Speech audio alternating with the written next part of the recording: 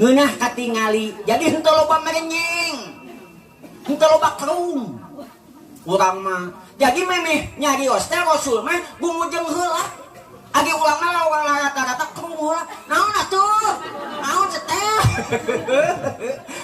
eueuh contoh ti Rasul kitu teh merenyeng kas kurang teh manis kieu deng-deng dieu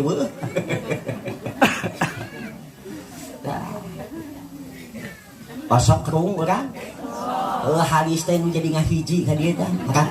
kerung karijut ieu teh Nabi mah henteu Nabi mah gumujeng rek nyarios teh ari urang mah nya kerung nya bolotot nya nyenyong diweus da anu geulis oge dibage kerung lila mah nya goreng patut kok mau bagi perenyang-perenyeng tah Rasul mah teu aya dina wajahna teh kerung jeung renyeng teu aya jeung teu tara bobolotot